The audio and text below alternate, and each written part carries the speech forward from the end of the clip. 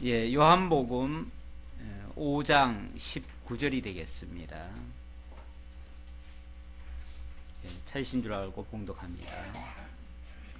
그러므로 예수께서 그들에게 이르시되 내가 진실로 진실로 너에게 이르노니 아들이 아버지께서 하시는 일을 보지 않고는 아무것도 스스로 할 수 없나니 아버지께서 행하시는 그것을 아들도 그와 같이 행하느니라.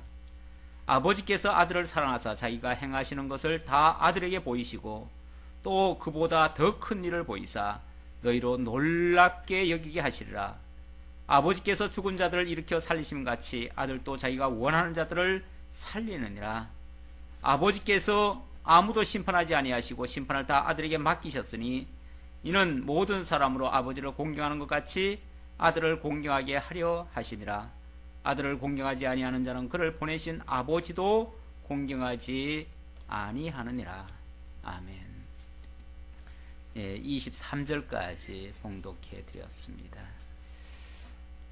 요한복음을 통해서 그리스도의 성육신 하신 그리스도, 바로 그가 구속주가 되심을 증거받고 있습니다. 구속주의 사역은 영생을 목표로 해서 거듭나게 하시고 그 방편으로 믿음을 갖게 하시고 그 결과로 심판의 역사가 일어나게 하시는 일이 되겠습니다. 이를 위해서 3장에서는 영생을 위한 거듭남을 증거해 주시고 4장에서는 사마리아 여자와 왕의 신하에게 믿음을 주시고 5장에서는 믿지 않는 자에게는 심판의 역사가 있을 것을 증거해 주고 있습니다. 오늘 내용, 지난 주간에 우리가 잠깐 살펴본 것은 죽어가는 아들을 낳게 하심으로 그 가족이 다 예수를 믿고 구원을 얻게 된 이야기가 있었고요. 베데스다 연못가에서 38년 된 환자를 고쳐줬지만 안식일에 일을 했다는 이유로 박해를 받고 또 아버지께서 이제까지 일하시니 나도 일한다라고 했다가 아버지와, 그러니까 하나님을 자기 아버지로 한다고 해가지고 죽이려 덤벼드는 그러한 무례한 사람들을 만나게 되었습니다. 한편에서는 표적을 보고 믿는 사람이 있었고 같은 표적을 보고도 한편에서는 엉뚱한 트집을 내세워서 예수를 오히려 더 박해하고 대적하는 이러한 일들이 있음을 알게 됩니다. 복음의 역사가 항상 그렇습니다. 복음이 전파되어지면 그 복음을 모두가 다 듣고 믿고 깨달아지고 다 구원에 이르면 얼마나 좋겠어요. 그런데 그 복음을 한편에서는 받아들여서 영생의 씨앗으로 삼고 또 한편에서는 오히려 그것이 예수를 대적하게 만들어서 하나님을 거부하게 만들어서 오히려 하나님께로부터 심판을 자초하는 그러한 역사가 일어나게 됩니다. 바로 이 복음은 구원의 역사와 동시에 심판의 역사까지 함께 주어진다는 것을 알 수 있습니다. 자, 이렇게 심판의 역사, 물론 구원의 역사, 심판의 역사, 결국 다 그리스도를 통해서 이루어지는 역사들인데, 이러한 역사는 오늘 19절로 23절에 보니까 하나님께로부터 정권을 위임받아서 그 역사가 이루어진다, 이렇게 말씀하시는 내용이 소개되고 있습니다. 다시 한번 19절 보도록 하겠습니다. 그러므로 예수께서 그들에게 이르시되 내가 진실로 진실로 너에게 이르노니 아들이 아버지께서 행하는 일을 보지 않고는 아무것도 스스로 할 수 없나니 아버지께서 행하시는 것을 아들도 그와 같이 행하느니라. 38년 된 병자를 고쳐놓고 안식일에 병 고쳤다는 제목을 뒤집어 썼습니다. 그리고 아버지께서 이제까지 일하시니 나도 일한다 했더니 아버지와 하나님과 자기를 동등으로 여긴다 해가지고 아예 죽이려고까지 덤벼들었습니다. 사람들 참 희한하죠. 뭘 가리키면 그 가리키는 걸 봐야 되는데 가리키는 손가락을 보고 손가락이 이쁘니 미우니 잘생겼니 못생겼니 이렇게 트집을 잡는 사람들이 있어요. 지금 이러한 역사를 통해서, 그러한 표적을 통해서 예수가 그리스도이심을, 그리고 하나님의 그리스도로 오셔서 구속주의 사역을 하시는 그 역사를 봐야 되는데 진짜 봐야 될 거는 보지 아니하고 그 주변적인 것들, 뭐 안식일을 지켰느냐 안 지켰느냐, 그거 할 때 무슨 일을 했느냐 안 했느냐, 또 말을 또 무슨 말을 했느냐 안 했느냐, 참 시답잖은 거 가지고 그거 가지고 트집을 잡고 그거 가지고 문제를 삼고 본질은 놓쳐버리고 껍데기 붙들고 그거 가지고 죽일 놈 살리는 돈 잡고 이렇게 하는 역사가 있습니다. 결론적으로 말씀드리자면 심판받기 위해서 그러는 겁니다. 하나님을 믿지 못하기 때문에 그러는 겁니다. 예수 그리스도를 거부하기 때문에 그런 역사가 일어나는 것입니다. 참으로 우리가 성경을 보더라도 무슨 일을 당하든지 마찬가지죠. 항상 본질을 봐야 됩니다. 근본이 어디서부터 출발했고 무엇을 위해서 이런 역사가 일어났는지, 어디로 이 모든 일들이 기결되어져 가는지 그것을 알고 나면 우리가 그걸 통해서 진짜 계시하고자 하는 그분을 만날 수 있어요. 그 예수를 만날 수 있고 그리스도를 만날 수 있고 그분을 통해서 영원한 생명을 만날 수 있어요. 결국 모든 역사라고 하는 것은 그리스도를 통해서 영원한 생명으로 인도하기 위한 하나의 과정이고 방편이고 어떤 그런 역사들인데, 그거 붙들고 본질은 다 놓쳐버리고 있어요. 엉뚱한 데 신경을 써가지고. 우리가 무슨 일을 해도 그렇잖아요. 또 어딜 가더라도 그렇잖아요. 진짜 거길 왜 가는지, 또 그 일을 왜 하는지, 그게 더 중요한 건데, 어떻게 가느냐, 또 무슨 옷을 입고 가느냐, 뭐 맨 그런 거 가지고 싸우죠. 그렇죠? 주변적인 이야기들. 어찌 보면 해도 그만 안 해도 그만, 있어도 그만 없어도 그만. 정말 중요한 거는 놓쳐버리고, 정말 가치 있는 일은 잃어버리고, 별로 가치 없는 일, 그리고 백해무익한 거 붙들고 그것 때문에 싸우느라고 본질을 다 놓쳐버리는 이런 어처구니 없는 일들이 얼마나 많이 벌어지고 있는지 몰라요.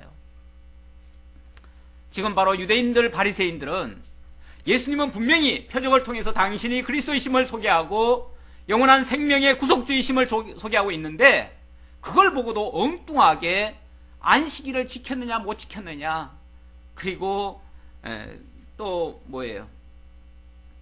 아버지 하나님을 자기 아버지라 했다 해가지고 그걸 트집 잡고 지금 난리를 치고 있어요. 죽이려 덤벼들고 있어요. 그러나 예수님이 그것 때문에 물러날 일은 아니죠. 예수님은 당신이 하실 일을 하시러 오셨기 때문에, 당신이 하실 일이 바로 그 일이기 때문에 오히려 안식하지 못하는 자들을 참된 안식으로 인도하시기 위해서 오히려 참된 안식을 주시고, 뿐만 아니라 아버지께로부터 오셔서 아버지께서 맡기신 그 일을 감당하시기 때문에 여전히 그 이야기를 하고 있습니다. 물론 유대인들이 듣기에는 점점 더 붕괴가 일어날 일들입니다. 그런데 예수님은 아주 노골적으로 이야기를 하시죠. 조금 전에 하나님을 자기 아버지라 이야기했다 해서 죽이려고 덤벼들었는데, 그들을 향해서 하시는 말씀이, 그러므로 예수께서 그들에게 이르시되, 아예 그들에게 선언을 해버립니다. 진실로 진실로 너희에게 이르노니, 이건 선언입니다. 아멘, 아멘. 아멘이란 건 그대로 이루어진다. 그대로 이루어진다. 여기 진실로 진실로는 아멘, 아멘입니다. 예수님의 이 표현은 사실은 번역을 안 하는 게 좋아요. 이걸 갖다가 아멘을 갖다가 진실로라고 번역을 해놨는데, 이거는 번역을 안 하고 그대로 그냥 아멘, 아멘. 내가 말한다. 내가 이르노니 하는 말은 내가 말한다 아닙니까? 예수님이 선언하는 거예요. 그렇게 믿지 못하고 엉뚱한 거 붙들고 물고 늘어지는 자들을 향해서 심판을 선언하시는 거나 똑같은 얘기예요. 진실로 진실로 내가 너희에게 이르노니, 아들이 아버지께서 하시는 일을 보지 않고는 아무것도 스스로 할 수 없나니. 얼마 전에는 아버지께서 지금까지 일하시니 나도 일한다. 안식일에도 참된 안식으로 인도하시기 위해서 하나님께서는 계속해서 우리를 인도해 주시던 것처럼 당신도 참된 안식을 너희에게 주기 위하여 죄와 사망 가운데 있던 자들을 건져내는 일이 참된 안식이기 때문에 그 일을 하기 위해서 내가 지금 일을 하고 있다 라고 말씀하셨고, 아버지께서 이제까지 일하시고, 또 뿐만 아니라 아버지께서 내게 다 보여주신 일, 또 명하신 일, 약속하신 일, 언약하신 일, 이걸 한마디로 말하면 성부 하나님의 언약입니다. 그리고 영원한 계획 속에 있던 거, 영원한 계획 속에 있던 것을 언약하신 겁니다. 그 언약하신 것을 이제 예수님이 집행하시러 오신 거예요. 예수님은 스스로 오신 분이 아니에요. 예수님은 자기 스스로 무슨 일을 만들어서 일하시는 분이 아니에요. 당신이 하시는 일은 전부 다 하나님의 언약된 것을 이루시기 위해서 오셨어요. 그러니까 자의로 말하는 것도 없고요. 자의로 행하시는 게 없어요. 그러면서 아들이 아버지께서 하시는 일을 보지 않고는 아무것도 스스로 할 수 없나니, 그러니까 다 본 것만 한다 그 말이죠. 본 것만. 다시 말하면 하나님의 언약된 것만 한다. 보기야 아버지와 영원히 함께 계셨으니까 영원전 계획부터 다 알고 계시는 거죠. 다 알고 계신 그것을 내가 이제 집행 옮기려고 이제 왔다. 그러면서 아버지께서 행하시는 그것을 아들도 그와 같이 행하느니라. 아버지께서 지금까지 하신 일, 구속사역, 그리고 안식케 하시는 일, 참된 자유를 주시는 일, 그 일을 내가 지금 실천에 옮기러 왔다 그 말이죠. 아버지께서 아들을 사랑하사 자기가 행하시는 것을 다 아들에게 보이시고, 그 바리새인들, 서기관들, 유대인들은 예수님의 입술을 바라보면서 예수님 입 속에서 무슨 말만 나오면 그거 트집잡고 있어요 지금. 특히 아버지라고, 하나님을 가리켜서 아버지라고 했을 때 아주 그들은 굉장히 민감한 반응을 일으켰어요. 아주 죽일 놈 잡듯이 했어요. 핍박을 했어요. 그랬는데 예수님은 더 당당하게 말씀하시죠. 더 당당하게 아버지께서 행하시는 것을 그와 같이 행하느니라. 또 아버지께서 아들을 사랑하사 자기가 행하시는 것을 다 아들에게 보이시고, 왜 그러냐면 하나님의 영원한 계획이 그리스도 안에서 계획하신 겁니다. 에베소 1장 5절에 보면 하나님께서 영원한 계획을 세우실 때에 그리스도 예수 안에서 사랑 가운데 이렇게 하신다고 그랬어요.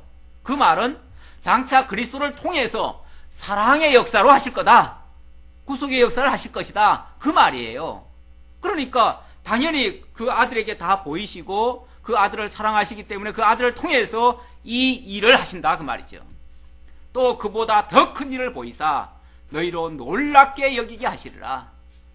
그때는 언약의 말씀으로 계획으로만 보여주셨는데 이제는 예수 그리스도를 통해서 실제로 다 이루어지는 일이니까 더 큰 일이죠.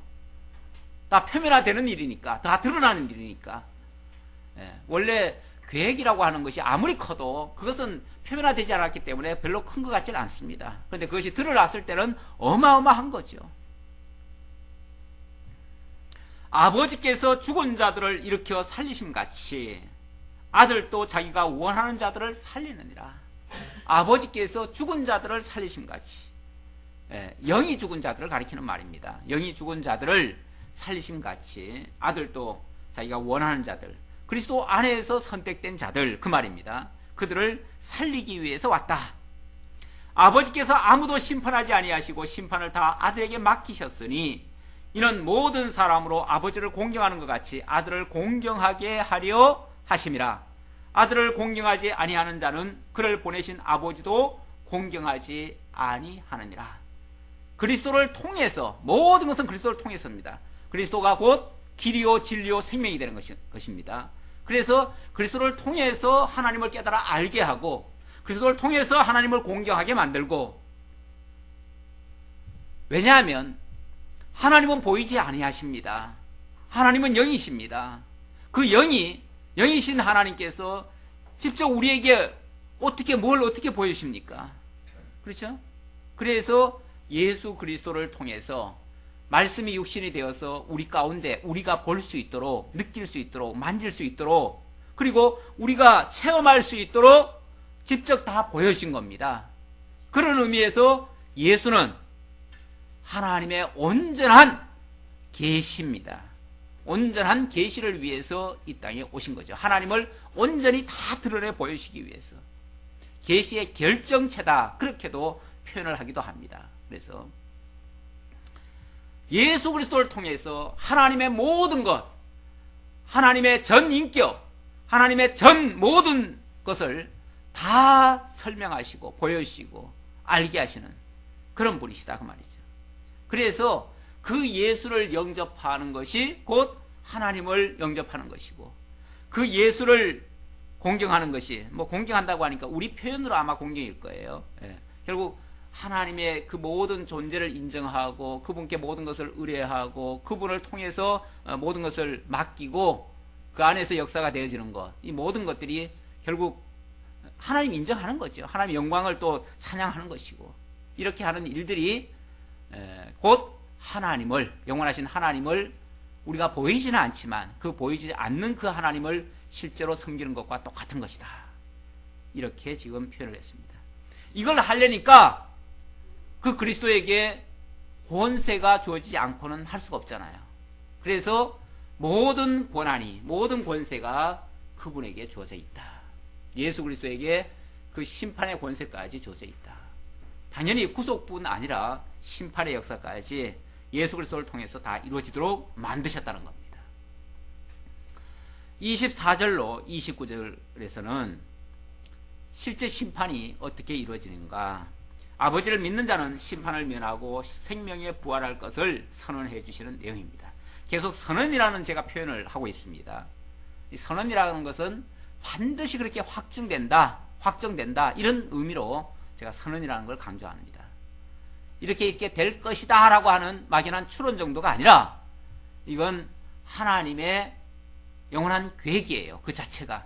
그렇기 때문에 예수님의 입술을 통해서 선언하시는 거예요.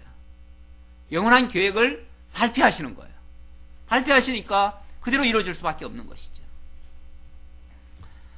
내가 진실로 진실로 너희에게 이르노니, 여기 말씀도 역시 아멘 아멘 내가 너희에게 말한다 이런 말이에요. 기격을 하면 그 말이에요. 내가 너희에게 말한다. 아멘 아멘 그대로 이루어진다 그 말이죠. 이 말은 반드시 이루어진다. 어떻게 해요? 내 말을 듣고 또 나 보내신 이를 믿는 자는 영생을 얻었고 심판에 이르지 아니하나니 사망에서 생명으로 옮겼느니라. 내 말, 바로 예수 그리스도의 복음이죠. 그 복음을 듣고 나 보내신 이를 믿는 자는, 하나님, 예수 그리스도를 보내신 이가 하나님이라는 사실을 믿는 자는 이미 영생을 얻었고 옵니다. 이미 영생을 얻었고 앞으로 얻을 거다가 아니라, 그리고 믿는 순간만 얻을 것이 아니라 이미 완전히 영원한 생명 가운데로 들어간 자다 그 말이죠. 이미 영생 가운데 들었다면은 들어간 자에게는 더 이상 심판의 역사가 있을 이유가 없는 거죠. 그렇죠? 이미 영생에 들어갔으니까 들어간 자를 왜 또 심판하겠어요? 그래서 영생을 얻었고 심판에 이르지 아니하나니 사망에서 생명으로 옮겼느니라. 예수 그리스도가 믿어지는 그 순간부터 이미 우리의 뭐라고 할까요? 우리의 호적이라고 할까요? 우리의 호적은 이미 사망 동네에서 생명 동네로 완전히 이주를 해버린 겁니다. 우리의 주소가 바뀌어버렸어요. 인류는 아담 이래, 원래 아담은 하나님께서 에덴 동산에서 살게 했잖아요. 그리고 선악을 알게 하는 나무의 열매를 먹는 순간 정령 죽으리라 하시더니만 그 에덴 동산에서 내쫓아버렸어요. 그리고 죄악 세상에 가두셨어요. 흑암 속에 집어넣으셨어요. 그래서 육신은 살았지만 사실은 실상은 죽은 자나 똑같은 거예요. 그래서 죽은 거예요. 사실은 영이 죽은 거죠. 육체는 살아서 조금 움직이지만 영이 죽은 거예요. 그래서 그 영이 죽은 상태를 가리켜서 사망이라고 합니다. 사망. 영적으로 사망한 거예요. 사망. 그런데 그 사망한 자를 영생하는 걸로, 생명으로 옮겨버렸어요. 그래서 죽었던 영을 살려주셨어요. 그걸 중생 또는 거듭남 이렇게 표현을 해요. 그러니까 예수가 믿어지는 그 순간부터는 이미 거듭났고 그 순간부터는 이미 하나님의 생명을 받은 사람들이에요. 그래서 다시는 죽을 수가 없어요. 그래서 이제 와가지고 만약에 육신이 죽는다 할지라도 그걸 사망이라고 표현하지 않아요. 이제 그리스도 예수 안에서 죽는 자들을 예수님은 가끔씩 잠잔다 이렇게 표현하죠. 그리스도 안에서 잠자는 자들, 그래서 잠자는 자들의 첫 열매 뭐 이런 표현도 하죠. 잠잔다 얘기를 해요. 왜 잠을 자냐면 천사장의 호령과 나팔 소리와 함께 그들은 그 잠에서 다 깨어날 거기 때문에 깨어나서 영원한 생명 속에서 그 생명을 누릴 것이기 때문에, 그래서 잠재적으로는 이 육체가 있는 바람에 육체 속에 아직까지 완전히 살아났다고 하는 그 실감이 좀 덜 날지는 모르지만 이미 법적으로는 이미 영원한 생명 가운데로 들어간 상태입니다. 들어간 상태나 마찬가지예요. 그리고 이제 중생인이라고 그러는데, 그 중생인의 상태는 육체는 여전히 죄악 세상, 사망 가운데, 사망과 같은 그런 세상, 흑암의 세상에 놓여져 있고, 영은 살아나가지고 영원한 천국 시민으로 시민권을 이미 받아가지고 있어요. 그러다 보니까 우리 속사람은 계속해서 신령한 것을 추구하게 돼 있고, 겉사람은 계속 육신의 것을 추구하게 돼 있어요. 그러다 보니까 이것이 서로 갈등이 일어납니다. 일치가 안 돼요. 일치가 안 돼요.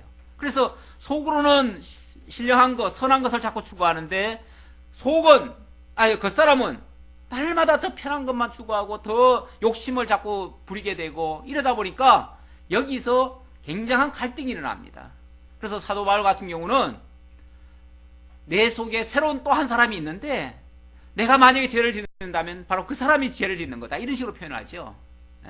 선한 것도 있고 악한 것도 내게 있다는 거죠. 내게 두 사람이 있다는 거예요. 그게 옛사람과 새사람입니다. 속사람과 겉사람입니다. 거듭난 사람과 옛사람, 죽은, 그러니까 육체는 살아있어도 사실은 실상은 죽은 자죠. 그런 자들이니까 너무너무 고통스럽습니다. 갈등이 많아요. 그래서 사도 바울 같은 경우는 오호라 나는 공고한 사람이로다. 이 사망의 몸에서 누가 나를 건져내려 하면서 오히려 자기만 생각한다면 빨리 이 몸을 떠나서 주와 함께 거하는 그것을 자기는 바란다, 그렇게 얘기를 하죠. 그런데 살아있는 것도 좋은데, 살아있으면 나를 위해서 좋은 게 아니라 자기는 좋을 게 하나도 없어요. 왜? 고통스러우니까, 갈등이니까. 그런데 오히려 내가 살아있으면 타인을 유익하게 할 수 있으니까 그런 면에서 좋다 그래요. 그래서 예수님께서도, 예수님 십자가에 못 박혀 죽으려고 하니까, 죽을 때 되니까 그 뒤를 따르던 여자들이 막 울면서 따라왔잖아요. 그러니까 예수님 뭐라고 그러십니까? 나를 위하여 울지 말고 너희와 너희 자녀를 위해서 울라. 예수님은 지금 당신 영광을 위해서 가는 일이기 때문에 사실은 예수 위해서 울 일이 아니에요. 그러나 예수가 없는 세상은 고통스럽지요. 그렇죠? 고통스러운 세상이죠. 그러니까 자기들에게 오히려 닥쳐질, 자기들에게 앞으로 다가올 시련이 엄청나게 있을 거예요. 엄청나게 고통들이 자기들에게 주어질 거예요. 남은 사람들이 고생이에요. 그래서 울려면 누굴 위해서 울어야 되냐면 죽은 사람을 위해서 우는 것이 아니라 앞으로 남아있는 사람을 위해서 울어줘야 돼요. 남아있는 사람은 사실은 고통스러울 수 있어요. 그렇잖아요?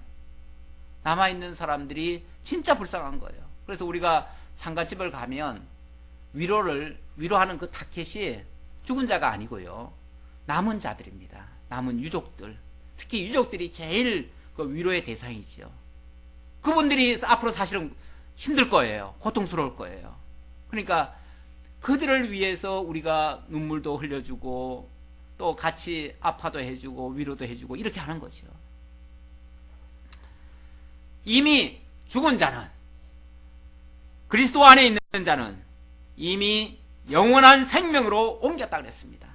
이제는 더 이상 다시 육체가 죽는다 할지라도 그건 죽음이 아니라 그는 잠자는 것이고, 그것은 이미 영생을 소유하는 자이고, 그렇기 때문에 그것은 문제가 되지 않는다, 이렇게 볼 수 있고요. 자, 그런 자들에게 25절 진실로 진실로 너희에게 이르노니, 또다시 아멘 아멘 내가 말한다, 이렇게 지금 선언하시는 거예요. 어떻게 해요? 죽은 자들이 하나님의 아들의 음성을 들을 때가 오나니 곧 이때라. 듣는 자는 살아나리라. 하나님의 아들의 음성이 들리는 자, 오늘 현실적으로 말하면 이 복음이 들려지고 깨달아지고 믿어지는 자, 그들은 영이 살아난 자들입니다. 그러니까 이게 참 별거 아닌 것 같은데, 말씀 듣고 안 듣고 뭐 별거 아닌 것 같은데, 큰 차이 아닌 것 같은데, 생명과 사망으로 갈라지는 그런 엄청난 결과가 빚어집니다. 그게 심판의 역사입니다.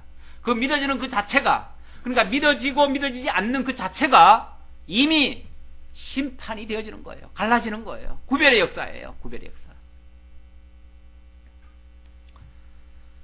그래서 듣는 자는 살아나리라. 그 음성이 들리는 자는 이미 그의 생명이, 그의 죽었던 생명이 다시 살아나는 이런 역사가 일어납니다. 아버지께서 자기 속에 생명이 있음 같이 아들에게도 생명을 주어 그 속에 있게 하셨고, 이 생명은 영원한 생명, 근원적인 생명을 얘기하는 거죠. 모든 생명의 근원은 하나님이십니다. 하나님께로부터 생명의 근원이 왔습니다. 하나님이 처음에 인간을 만드실 때 흙으로 빚었죠. 그리고 그 속에 생기를 불어넣으셨죠. 생기를 불어넣기 전까지는 흙이었을 뿐입니다. 흙은 사실은 아무것도 아니에요. 아무것도 아니에요. 근데 그 흙이 바로 뭐냐면 우리들의 육체거든요.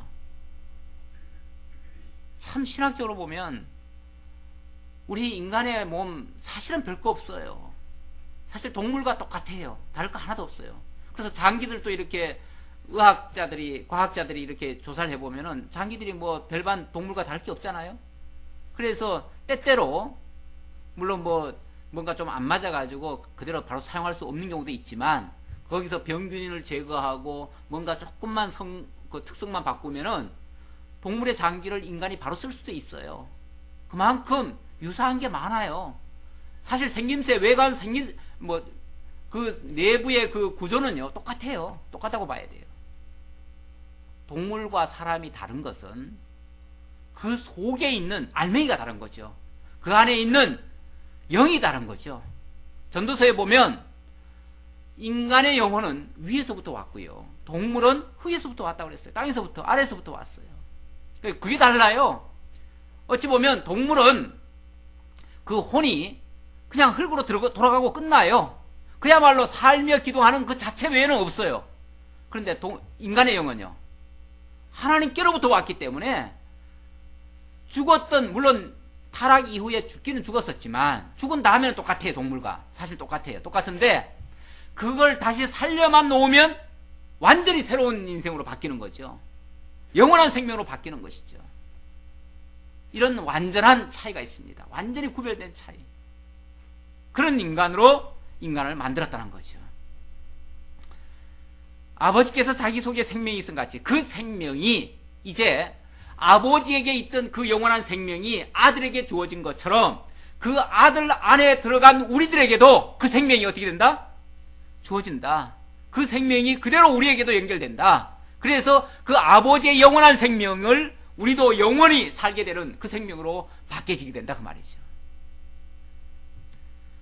아들에게도 생명을 주어 그 속에 있게 하셨고 또 인자됨으로 말미암아 심판하는 권세를 주셨느니라. 인자됨으로 말미암아란 말은 말씀이 육신이 되어서 우리 가운데 오신 걸 인자됨이라고 그러죠. 결국 육신을 입고 이 땅에 오신 그 하나님, 그러니까 하나님이시지만 사람의 아들로 오신 거죠. 그걸 인자라고 그러잖아요. 인자라는 말 자체는 직역을 하면은 사람의 아들이죠. 사람의 아들인데 하나님이시지만, 본체는 하나님이시지만 인간의 몸을 입으신 모습. 그러니까 결국은 구속주의 사역을 하시기 위해서 오셨다. 그렇게 인자됨으로 말미암아 심판하는 권한을 주셨느니라. 그렇게 오셨기 때문에 그분에게 심판의 권한이 주어진 것이다. 이렇게 지금 설명을 하는 거예요. 이를 놀랍게 여기지 말라. 이거 이상하게 생각하지 말아라. 물론 일반인들이 들으면은 참 희한한 말이고 말도 안 되는 얘기고 앞뒤가 뭔가 안 맞는 얘기 같이 들릴 수도 있어요. 왜냐하면 전후 내막을 모르니까, 자초지종을 모르잖아요. 지금 아무것도 모르는 상태에서 갑자기 이 얘기만 들으니까 과학적으로도 안 맞고 논리적으로도 안 맞고 안 맞죠. 그러나 근원을 알고 하나님을 알고 하나님의 그 역사를 아는 사람들은 다 이해가 되죠. 너무나 정교한 이야기고 너무나 확실한 이야기죠. 분명한 이야기죠. 의심할 수 없는 이야기죠. 그래서 이를 놀랍게 여기지 말라. 무덤 속에 있는 자가 다 그의 음성을 들을 때가 오나니 선한 일을 행한 자는 생명의 부활로, 악한 일을 행한 자는 심판의 부활로 나오리라. 모두가 다 주의 음성을 들을 그때, 물론 이거는 주님 재림하실 그때를 얘기하는 겁니다. 주님 재림하실 그때가 되면 모두가 다 천사장의 나팔 소리와 함께 주의 음성이 들을 것입니다. 그때 되면은 모든 이 세상에 있었던 모든 인류는 다 부활을 하게 되어 있습니다. 부활을 하는데 어떤 자는 생명의 부활로 하는 사람도 있고 어떤 자는 심판의 부활로 나오는 자도 있다. 생명의 부활은 물론 영원한 천국으로 들어가기 위해서고 심판의 부활은 영원한 지옥으로 들어가기 위해서라고 하는 분명히 갈라지는 역사가 일어난다는 거죠. 뭐 예수님이 일일이 너는 저리 가라 너는 이리 가라 이게 이렇게 하시는 게 아니고 아예 부활 자체가 달라요. 영원한 생명으로 들어가기 위한 부활을 하고 그렇으니까 당연히 자기 처소로 가는 거죠.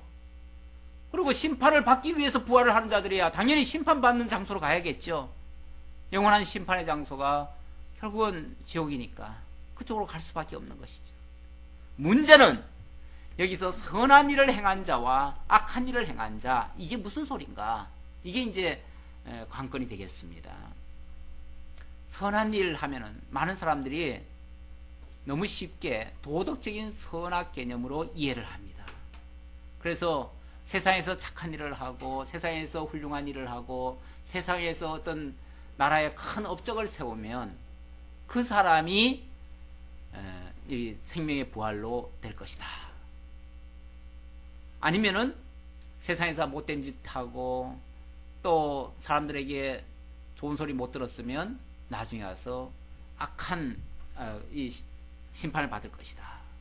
그렇게 보면 완전히 도덕경과 같은 얘기죠. 또 불교의 어떤 그런 사상과 비슷하고요. 이 세상의 징악상선의 그런 사상과 똑같은 얘기죠. 그런 얘기라면 굳이 기독교의 어떤 원리를 이야기할 이유가 없지요. 근데 기독교의 기준은 다릅니다. 기독교에서 말하고 있는 선악 기준은 도덕적 기준이 아닙니다. 도덕이라고 하는 것은 사실은 그 시대의 시대상을 반영하는 거예요. 그렇기 때문에 시대마다 달라요. 옛날의 도덕 개념과 지금의 도덕 개념이 다르죠. 효도 개념도 그렇잖아요. 효도 개념도 옛날 효도 개념과 지금 효도 개념이 많이 다릅니다. 그러니까 옛날 원리대로 만약에 그게 일정하다면은 옛날식으로 오늘날도 해야 되는데 그러면은 요즘 와가지고는 그게 오히려 불효가 될 수도 있어요. 많이 바뀌었습니다. 이건 시대마다 바뀌는 거예요. 시대마다 바뀌는 것은 절대선이 아닙니다. 그렇죠? 그건 상대선이라고 해요. 상대선악 개념. 그는 시대마다 또 어떤 사회마다 어떤 민족마다 그 어떤 문화마다 다 다를 수 있어요. 우리나라에서 하던 방식대로요. 저기 아랍에 가가지고 하다가는요 감옥 가든지 아니면은 크게 욕을 먹습니다. 아니면 죽임 당할 수도 있어요. 죽여도 할 말 없어요. 그래서 가끔씩 그쪽 세계로 갔다가 제3세계나 그런 쪽으로 갔다가 사고를 당하는 경우가 있잖아요. 그쪽 문화를 잘 몰라가지고 여기서 하던 식대로 행하다가 그냥 어처구니 없이 당하는 거죠. 왜냐하면 그쪽 문화로 봤을 때는요. 예를 들어서 남녀가 유별하고요. 또 인사도 이 왼손 같은 경우는 굉장히 불결하게 봅니다. 그 왼손으로 뭘 물건을 준다든지 이러면요. 자기를 모욕하는 걸로 느껴요. 그리고 거기는 또 예를 들어서 뭐 안식일 개념도 있잖아요. 그럼 그쪽에 물론 금요일 날 하지만은 금요일 날 또는 이스라엘에 가면 토요일 날. 그러니까 그 어떤 개념 날짜가 다르잖아요. 날짜가. 그런데 그날 우리가 모르고 우리 하던 식으로 하다가는 그 법에 저촉이 되는 거예요. 그럼 감옥도 갈 수 있는 거고 그런 거예요. 또 여기서 우리가 늘 잘 먹던 돼지고기 거기 가서 먹다가는 큰일 나요. 그쪽에서 만약에 술이라도 한잔 했다가는요. 거기는 바로 그냥 그 율법에 의해서 죽여도 할 말 없어요. 죽여도. 그 사람들은 합법적인 그 죄에 대해서는요. 돌로 쳐 죽여도 괜찮은 거예요. 그쪽에서는. 그런 식의 선악 개념이라면 다 다르잖아요. 그게 어떻게 선이 될 수 있습니까? 그걸 어떻게 절대선, 하나님의 기준에서 선이라고 인정할 수 있겠느냐 그 말이죠. 인정할 수 없습니다. 그러니까 여기 말하는 선, 악이라고 하는 것은 절대선 개념인데요. 절대선악 개념인데 이것은 하나님의 정하신 뜻이고요. 하나님의 기뻐하시는 일입니다. 하나님의 영원한 계획 속에 있던 것이 진짜 선이고요. 거기에 맞는 것이 선한 일을 행한 것입니다. 쉽게 더 설명드리자면 하나님이 원래 계획하신 것이 그리스도 예수 안에서 하나님의 자녀들 삼으시기로 작정하신 일이에요. 그렇기 때문에 결국 예수 그리스도를 믿고 그를 영접하는 그 일이 하나님 쪽에서 봤을 때는 가장 선한 일이에요. 가장 선한 일. 물론 그 선한 일 안에 도덕적인 선한 일도 포함되어 있겠지요. 있겠지만 도덕적인 선악이 먼저 기준이 될 수는 없다 그 말이죠. 우리가 당연히 하나님의 선한 뜻대로 살다 보면 도덕적으로도 좀 선하게 살겠지요. 우리가 선악 개념이 아니라고 해가지고 이 세상적인 도덕 개념 아니다 해가지고 우리가 개판으로 살아도 된다 이 소리 하는 게 아니에요. 가끔 우리가 예수 믿는 것이 선이고 예수 안 믿는 것은 악이다 그러니까 그러면은 예수 믿는 사람은 지멋대로 살아도 괜찮겠네 이렇게 또 오해하는 사람도 가끔 있어요. 그럴 수가 없는 거죠. 어떻게 하나님의 뜻대로 산다고 하면서 내 마음대로 살아요? 말이 안 되잖아요. 한 뜻대로 산다고 하면서 어떻게 내 마음대로 살아요? 한 뜻대로 살면 하나님이 기뻐하시는 일을 하게 되겠지요. 하나님 기뻐하시는 일이 서로 사랑하는 일이고 위하는 일이고 그렇잖아요. 그러니까 거기에 우리가 악한 것이 비집고 들어갈 틈이 없는 거예요, 사실은. 그걸 우리가 합리화할 수 없는 거예요. 자, 무엇보다도 여기서 말하는 것은 바로 근원적인 선악, 바로 하나님의 영원한 계획을 따라서 하나님의 좋아하시는 일을 하는 것, 그게 결국 예수 그리스도를 영접하고 그리스도 안에서 영원한 생명을 얻고 하나님 나라 백성이 되어지고 그리고 하나님 나라에서 영원토록 하나님을 찬양하는 일, 이러한 일들이 선한 일들이 되고 그 결과로 그런 역사가 일어날 것입니다. 그렇게 해주시겠다고 하는 그러한 약속의 말씀이 되겠습니다. 그것을 예수님이 집행하러 오셨기 때문에 당신이 선언하시는 거예요. 선언하시는 거예요. 당신이 그 선언을 하시고 실제로 그 효과가 이루어지도록 하시는데 효과가 이루어지면 그 자체가 바로 심판입니다. 그렇죠? 30절로 39절 이렇게 하시는 일은 당신 마음대로 하는 게 아니에요. 당신도 당신 임의로 하는 게 아니에요. 그것이 하나님의 영원한 계획이었어요. 하나님의 뜻이었어요. 하나님의 인도하시는 일이었어요. 그래서 하나님이 예수의 심판은 아버지께서 증언하시기 때문에 의로운 심판이다 이렇게 말합니다. 원래 심판이라고 하는 그 자체는 무서운 일이고 두려울 수 있는 일이에요. 그러니까 그것과 의는 조금 다를 수도 있는데 그러나 이것은 하나님이 정하신 일이고 하나님의 뜻을 이루는 일이기 때문에 그 자체가 바로 의롭다, 의로운 일이다 라고 말씀하고 있습니다. 30절입니다. 내가 아무것도 스스로 할 수 없노라. 듣는 대로 심판하노니 나는 나의 뜻대로 하려 하지 않고 나를 보내신 이의 뜻대로 하려 함으로 내 심판은 의로우니라. 내가 만일 나를 위하여 증언하면 내 증언은 참되지 아니하되. 그렇죠. 누구든지 사람들이요, 나 잘났어, 나 착해, 나 훌륭해 이렇게 말하면 그 사람 말이 진실입니까? 원래 사기꾼일수록 내 말은 진실이야, 참이야 이런 말 더 많이 하죠. 그러니까 이거 진짜야 진짜 그런 사람은 의심해 봐야 돼요. 그렇게 접근하는 사람 사실 위험한 사람이에요. 얼마나 못 믿을 것이면 그렇게 그냥 말로 설득시키려고 그렇게 말을 하겠어요. 그렇죠? 그러니까 그런 식으로 자꾸 자기를 정당화하는 거는 옳은 게 아닙니다. 지금 예수님이 내가 진실로 그런다고 해가지고 자기 정당화하려고 이건 참이야 이렇게 말하는 걸로 오해하시면 큰일 납니다. 그래서 제가 이제 자꾸 아멘이라고 얘기를 바꾼 이유가 원문이 아멘이고요. 원 의도가 예수님의 선언이라는 거예요. 이거는 하나님의 그런 신권 가지고 지금 하시는 말씀이에요. 이걸 만약에 진실로 또는 참이야 이렇게 표현하면 예수님이 자기 말 알아달라고 뭐 하는 얘기입니까?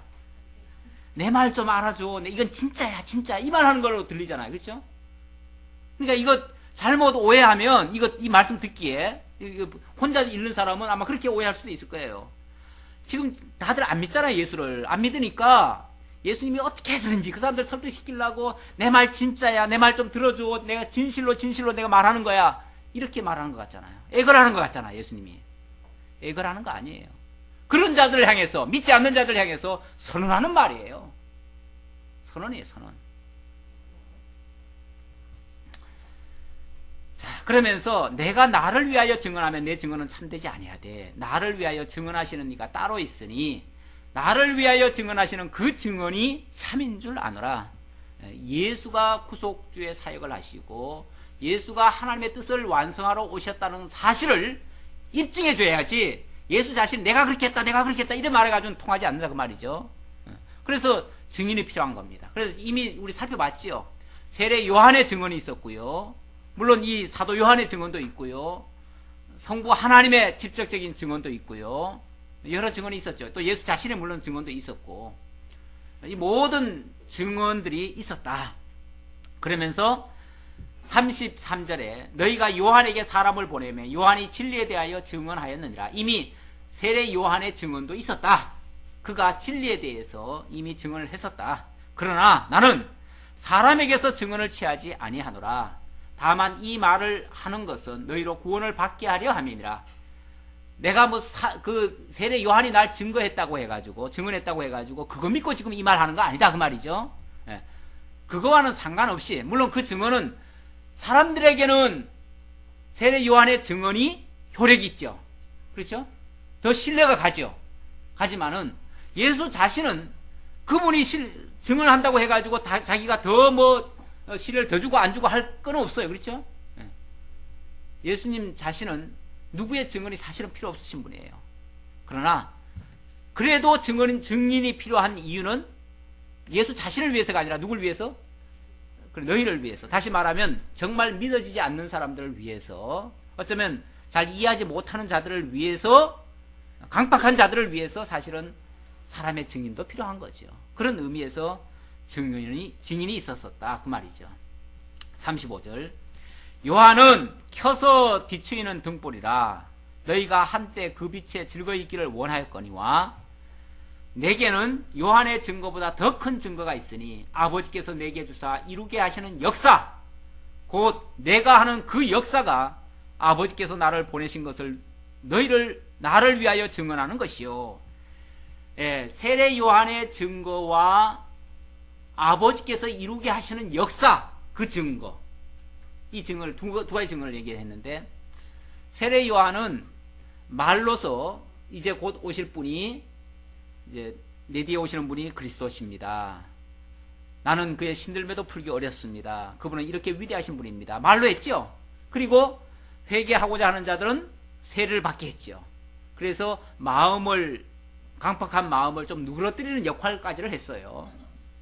그런데 진짜 중요한 것은 그 증언을 한 그대로 예수가 와야 되고, 또 정말 신들매도 풀기 어려울 만큼의 놀라운 역사가 일어나야 그걸 확증을 해주는 거죠. 확증을 해주는 건데, 예수님이 오셔가지고 뭘 했습니까? 놀라운 역사가 지금 일어나고 있죠. 현재 지금 일어나고 있는 중이죠.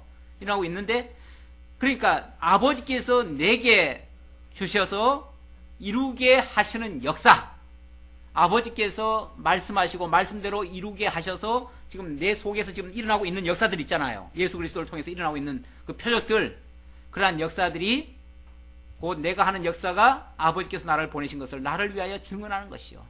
그 역사가 나를 증언하고 있다. 어떤 사람이 예수를 증거하고 또 예수를 통해서 이루어지는 역사가 증언하고 있다. 내가 진짜 참되고 정직하고 올바른 사람이라는 것은 어떤 사람의 입술을 통해서 증언받을 수도 있지만, 그거는 서로 짜고 할 수도 있잖아. 예를 들어서. 예. 그런데 이 사람에게서 나타나는 어떤 현상들, 아니면 이 사람이 이루어내고 있는 일들, 그거는 부인 못 하잖아요. 그렇죠? 그건 부인할 수 없잖아요. 그게 그 말씀대로 사실로 이루어진다면 그거는 부인 못하지 않느냐 그 말이죠. 지금 예수님이 하시는 그 일 자체가 예수가 바로 구속주로서 이 구속 사역을 하고 있는 그리스도이심을 확실히 증명하는 증언들이다. 뿐만 아니라 또한 나를 보내신 아버지께서 친히 나를 위하여 증언하셨느니라. 물론 이거는 하나님의 직접적인 음성, 특히 언제 하나님의 음성이 있었죠? 세례 받으실 때에 이는 내 사랑하는 아들이라 너희는 저의 말을 따르라 하시면서 하나님의 직접적인 음성이 들려왔어요. 성령의 역사도 있었고요. 예, 바로 그런 것을 지금 빗대서 하시는 말씀이에요. 너희는 아무 때에도 그 음성을 듣지 못하였고 그 형상을 보지 못하였으며 그 말씀이 너희 속에 거하지 아니하니 이는 그가 보내신 이를 믿지 아니함이라. 자, 이럼에도 불구하고 세례 요한의 증언도 있었고 내가 하는 표적도 있었고 성부 하나님의 증언도 있었는데 그럼에도 불구하고 너희는 나를 믿지 않는다. 지금 믿는 사람들을 향해서 하는 말입니까? 믿지 않는 사람들을 향해서 하는 말입니까? 믿지 않는 자들에게 하는 말이에요. 그러니까 이 사람들에게 진실로 내가 말한다 하는 것은 그들에게 지금 심판을 선언하는 얘기예요. 이래도 너희들이 믿지 않기 때문에 너희들에게 심판이 있을 수밖에 없다는 얘기를 하고 있는 거예요. 지금. 자, 그러면서 너희가 성경에서 영생을 얻는 줄 생각하고 성경을 연구하거니와, 옛날에는 상고라 그랬는데 연구 바뀌었네요. 성경을 연구하거니와 이 성경이 곧 내게 대하여 증언하는 것이니라. 그러면서 그들도 성경은 보지요. 바리새인들, 서기관들, 유대인들도 성경은 잘 봅니다. 보는 정도가 아니라요, 달달 외웁니다. 그 사람들은 어려서부터요 아예 성경이 매일같이 읽는, 그야말로 밥 먹기 전에는 성경부터 먼저 읽어야 밥을 주는 정도로 그렇게 성경을 달달 외울 정도로. 그래서 웬만한 사람들은요 시편 같은 거는 막 다 외운다고 그래요. 다 외운다고 그래요. 전체를. 한 편이 아니라 우리는 가끔 시편 한두 편만 외워도 대단하다고 그러잖아요. 근데 그 사람들은 아예 통째로 다 외운대요. 그런데도 그 성경에서 영생을 주는 줄 생각하면서도, 그리고 성경을 부지런히 살펴보면서도 뭐는 못 깨달아요? 그 성경이 가리키는 예수는 못 찾아요. 제가 그 얘기했죠. 손가락을 가리키면은 사실은 저 달을 가리킨 건데, 그럼 달을 찾아봐야 되잖아요. 그런데 이 손가락만 가지고 자꾸 시비를 걸고 손가락이 뭐 잘생겼니 못생겼니 이렇게 자꾸 평가만 내리고 있어요, 사람들이. 지금 손가락은 사실은 달을 가리킨 거예요. 달을 바라보라는 거예요. 지금 성경은 뭘 가리킨 거예요, 지금? 예수 그리스도를 가리키는 거예요, 지금 성경은. 성경 자체는 예수 그리스도를 가리키고 있어요, 지금. 그런데 이 사람들은 성경을 통해서 어떻게 하면 착하게 살까? 도덕적으로. 아니면은 하나님을 섬기려면 이렇게 해야 된다, 저렇게 해야 된다. 그러면서 율법 강조하고 뭐 11조 강조하고 또 뭐예요? 뭐 여러 가지 있잖아요. 제사 강조하고 성경에 나타나 있는 그런 어떤 행위 규범들, 쉽게 말하면 그 규범들 지키는 데만 급급을 했던 거예요. 그러니까 그가 아무리 많이 지킨들 예수로서 발견 못하면 뭐가 되는 거예요? 아니 진짜 생명은 여기 있는데, 진짜 생명은 여기 있어요. 생명이 여기 있고 이 생명으로 인도하기 위해서 지금 뭐 하는 것들이 지금 동원되어 있어요. 그런데 여기에 지금 머물러 있는 거예요. 이 손가락에 지금 머물러 있는 거예요. 목적지를 못 가요, 지금. 수많은 사람들이. 성경 자체는 내게 대하여 증거하는데 정작 그 성경이 증거하고 있는 그리스도가 왔음에도 불구하고 그리스도에게는 아무도 안 오고 성경을 가지고 오히려 예수를 정죄하고 있어요. 얼마나 성경을 오해한 겁니까? 지금도 유대인들은 성경을 믿습니다. 그 사람들은. 그렇죠? 성경을 믿어요. 성경을 철저히 믿는데 성경만 믿었지 성경이 가리키는 예수는 안 믿어요. 참 놀라운 표적이에요. 놀라운 이적이에요, 정말. 이럴 수가 없어요. 안 믿기로 아예 작정을 해서 그래요. 작정을 해서 그래요. 그렇죠? 마음만 비워도 믿을 텐데 아예 안 믿기로 작정된 것이 그냥 가득 차 있어가지고 나는 절대로 안 믿는다. 아무리 예수를 가르쳐봐라. 나는 안 믿겠다. 이런 식으로 버팅기고 있는 거예요. 이런 자들이 바로 율법주의자들입니다. 소위 말해서. 율법이 가리키는 것이, 로마서에서 사도 바울이 그런 말을 하죠. 율법은 예수께로 인도하는 몽학선생이다. 그렇게 얘기를 합니다. 몽학선생. 몽학선생은 길잡이예요. 길잡이. 인도자예요. 인도자인데 예수께로 인도를 하는 것이 아니라 그 성경 가지고 뒤집어 씌워 가지고 그냥 속박을 해버려요. 속박을 해버려요. 성경을 들이대고는 성경대로 안 살았다고 막 정죄를 하고 두들겨 패고 이러는 거예요. 아니, 몽학 선생이면 선생이 사실은 옛날로 말하면, 지금으로 말하면 선생 그러면 대단히 높잖아요. 근데 옛날에 그 몽학 선생이란 말은 주인집에서 하인을 시켜가지고 내 아들을 학교까지 잘 데려다 주고 데려와라, 그렇게 시키는 사람이에요. 그러면은 역할이 뭐냐면 주인 아들을 잘 모시고 다녀야 돼요. 그리고 주인으로 하여금 정말 그 학교까지 가서 잘 배우게끔 해야 되는데, 그게 아니고 지가 중간에서 뭘 하냐면 주인 아들을 교육을 시키고 있어요. 지가 중간에서 이렇게 해야 된다 저렇게 해야 된다 그러고 말 안 들으면 두들겨 패기도 하고, 주인 아들을. 지금 율법 교사들이 쉽게 말하면 성경 가지고 성도들을 올가매는 일에 쓰고 있어요. 지금 예수 그리스도를 부지런히 들려줘 가지고 그리스도를 통해서 구원을 얻게 해야 되는데 그쪽으로 유도를 못하고 있어요. 이게 율법주의의 폐해입니다. 사실 여기에 아직까지도 벗어나지 못하는 사람들이 너무 많은 것 같아요.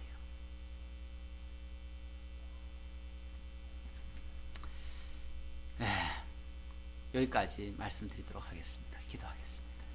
아버지 하나님 감사합니다.